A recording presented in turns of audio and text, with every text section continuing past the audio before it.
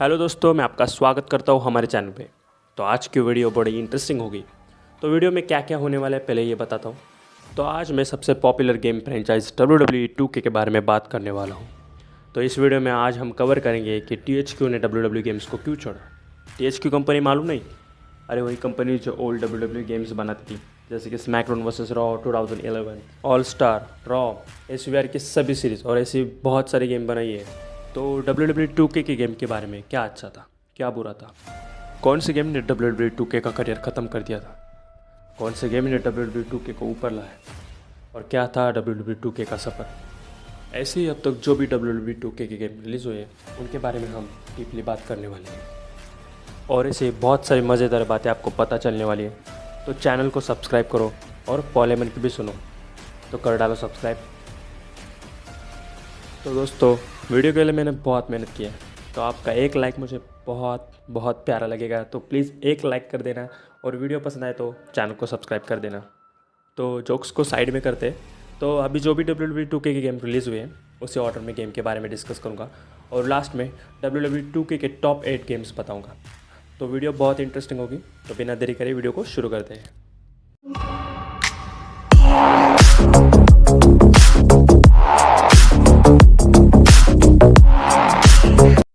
तो सबसे पहले हम SVR 11 के बारे में बात करेंगे। मालूम है ये 2K की गेम नहीं है, पर SVR 11 वो गेम है जो बहुत लोगों ने अपने बचपन में खेली है और ये गेम बहुत रियलिस्टिक थी compare to old WWE games. और अभी कुछ लोग कंफ्यूज होंगे कि SVR क्या कर रहा है। तो जिन लोगों को मालूम नहीं उनके लिए SVR यानी कि स्मैकडाउन वर्सेस रॉ। तो स्मैकडाउन वर्सेस रॉ एक फ्रेंचाइज थी THQ की तरफ से। ये फ्रेंचाइज 6 साल चली, 2006 to 11, और SVR 11 ये लास्ट गेम थी इस फ्रेंचाइज से। SVR 11 उस टाइम बहुत चली, ये वीडियो गेम लोगों को बहुत पसंद आ रही थी। इसका म्यूज़िक, ट्रैक, मैचेस और रोस्टर भी बहुत अच्छे थे। और SVR 11 वो गेम है जो WWE गेम्स में बहुत बड़ा चेंज लाया। गेम्स के ग्राफिक्स, गेम प्ले और उसका रोड टू रेसलमेनिया, क्या ही मज़ा आता था खेलने में। इस गेम को मैं बहुत खेल चुका हूँ। तो आपको भी ये गेम खेलना है अपने फ़ोन में तो कमेंट कर देना वी वॉन्ट SVR 11। मैं आपके लिए फटक से वीडियो बना दूँगा, तो कमेंट कर देना वी वॉन्ट SVR 11। तो फिर उसके बाद आई WWE 12। यह SVR 11 का इम्प्रूव वर्जन था। 22 नवंबर 2011 में ये गेम रिलीज़ हुई थी। इस गेम में एक नई टेक्नोलॉजी ऐड की गई थी, उस वजह से इस गेम का गेम प्ले बहुत रियलिस्टिक एंड फास्ट हो गया था। और इस गेम में न्यू कैमरा एंगल्स भी डाल दिए थे। गेम के ग्राफिक्स भी थोड़े इम्प्रूव हो गए थे। वैसे गेम बहुत अच्छी थी और इस गेम का प्रेजेंटेशन भी बहुत अच्छा था, जैसे कि character design, pyro, arena.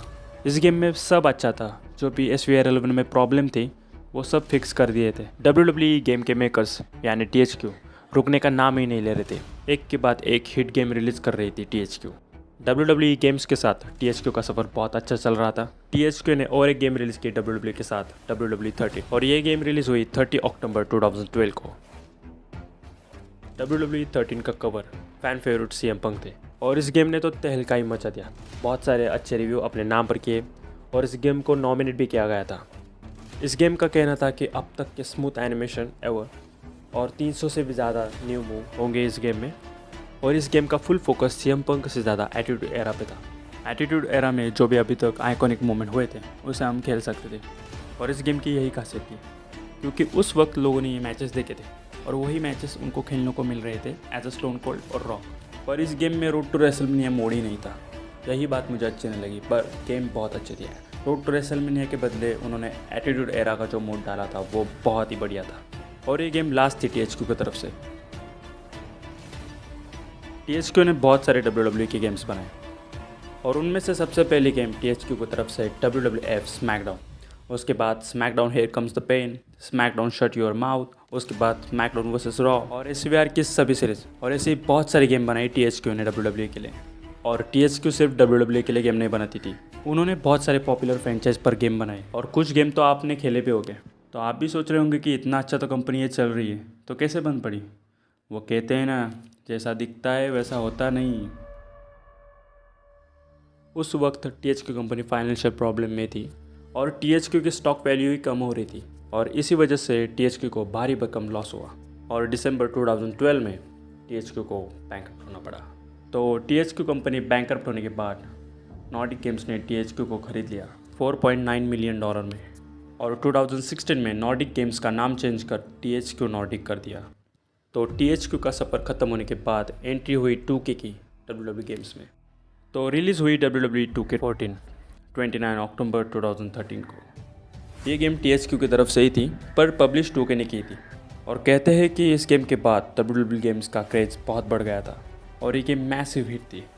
WWE 2K24 का कवर रॉक था और इस गेम का रोस्टर भी बहुत अच्छे थे compare to old WWE games, क्योंकि इसमें ओल्ड जनरेशन के भी रोस्टर थे और न्यू जनरेशन के भी रोस्टर थे। ओल्ड जनरेशन यानी कि triple H, Ric Flair, stone cold, rock, ऐसे ही बहुत, और न्यू जनरेशन की तरफ से CM पंक, जॉन सीना, शील्ड, ऐसे ही बहुत सारे इस गेम में ऐड थे। और 2K14 की खासियत थी कि इस गेम में रेसलमेनिया 30 इयर्स मोड था। रेसलमेनिया में जो भी आइकॉनिक मोमेंट हुए उसे हम रेसलमेनिया 30 इयर्स मोड में खेल सकते थे। WWE 2K24 बहुत चली और ये लोगों को भी बहुत पसंद आई ये गेम। यार THQ ने जो जाते समय अपना प्रोडक्ट दिया है ना WWE गेम को, हैट्स ऑफ। WWE 2K14 ये गेम इतनी पसंद आई लोगों को, अभी भी लोग खेलते हैं इस गेम को।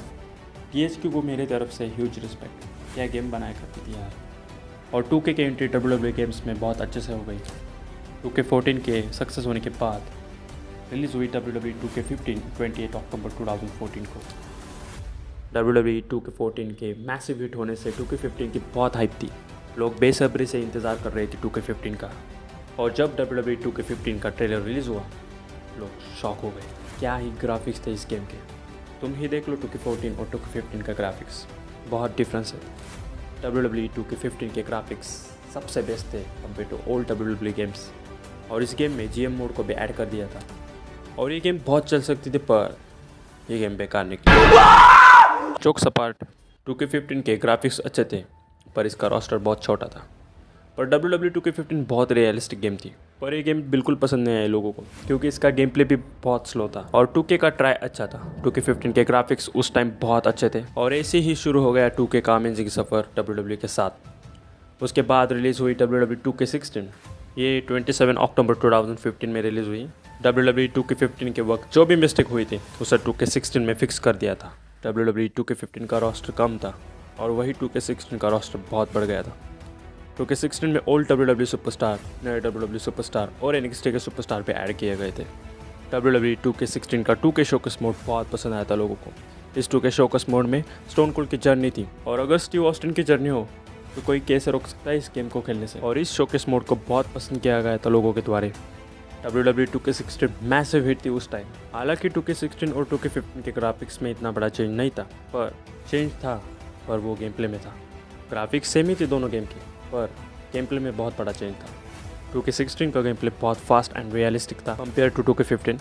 मेरे हिसाब से WWE 2K16 एक अंडररेटेड गेम है और इस गेम को अब लोग भूल गए, पर ये one of the best WWE की गेम है। खैर जाने दो, मैं तो नहीं बोला, आप भी नहीं भूले होंगे, तो बढ़ते हैं अगली गेम पर। WWE 2K17 11 अक्टूबर 2016 में रिलीज हुई।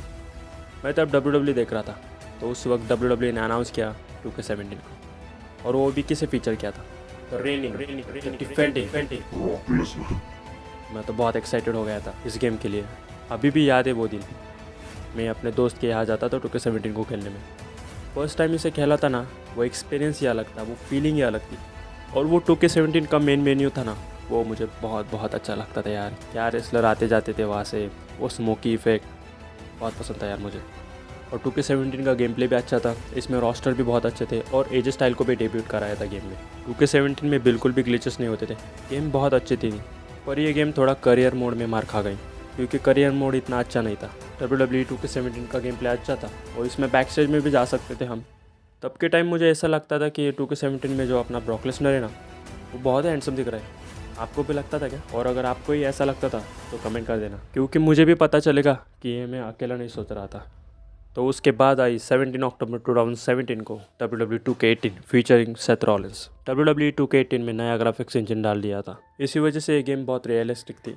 हालांकि 2K17 और 2K18 गेम एक जैसी ही थी, सिर्फ इस गेम में लाइटिंग, टचअप और थोड़ा सा ग्राफिक्स चेंज हुए थे और बैक स्टेज को थोड़ा बड़ा कर दिया गया था। और 2K18 का गेम प्ले भी बहुत अच्छा था, इसमें फ्री रोम भी मिलता था। और WWE 2K18 को मैं बहुत खेल चुका हूँ अपने लैपटॉप में। WWE 2K17 और 2K18 बहुत अच्छे गेम थे, पर कुछ तो कमियां लग रही थी। तभी उसी वक्त आई WWE 2K19 9 अक्टूबर 2018 को, और इस गेम ने तो तहलका ही मचा दिया। 2K17 और 2K18 की गलतियों से जो गेम 2K ने बनाई, नो वर्ड्स। अब तक की सबसे बेस्ट गेम है 2K19।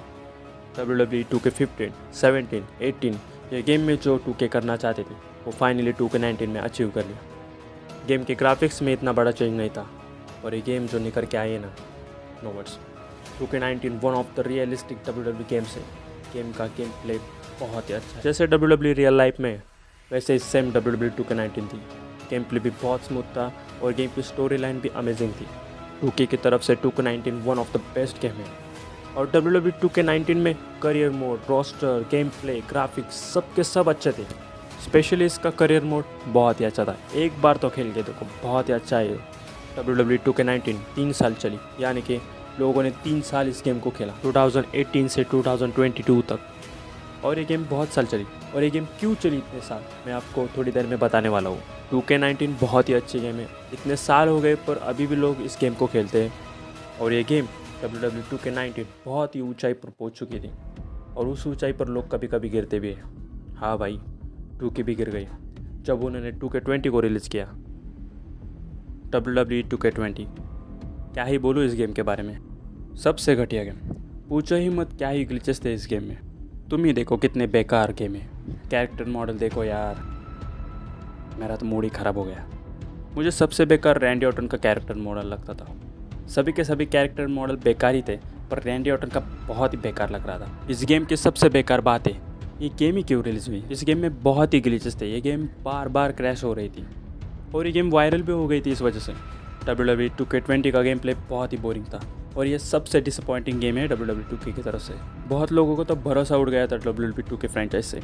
इतना ही नहीं, लोग तो ये कह रहे थे कि end of 2K franchise. WWE 2K20 ये गेम 22 अक्टूबर 2019 में रिलीज़ हुई थी। 2K20 मैसिव फ्लॉप थी उस टाइम। तो मैंने आपको कहा था ना 2K19 3 साल चली, तो आपको बताता हूँ कैसे चली। तो WWE 2K19 के बाद आई WWE 2K20। 2K20 एक बेकार गेम थी, उस वजह से लोगों ने इसे खेला नहीं। और उसके बाद लॉकडाउन भी आ गया था, उस वजह से WWE 2K ने कौन सी भी गेम रिलीज़ नहीं की और WWE 2K20 भी बहुत बुरी तरीके से पिट गई थी। बहुत लोगों ने तो रिफंड भी मांग लिया था कि हमें हमारा पैसा रिटर्न दे दो। मार मत दे। ये बोला ना, एक मिनट, ये मेरे पास पैसा नहीं है। मैं पैसा नहीं है मेरे पास, पैसे लेके चले गए। मेरी हालत इतनी बुरी है, मैं खाने के पैसे नहीं है, मोहताज हूं इन वकीलों को मैं खिलाता हूं।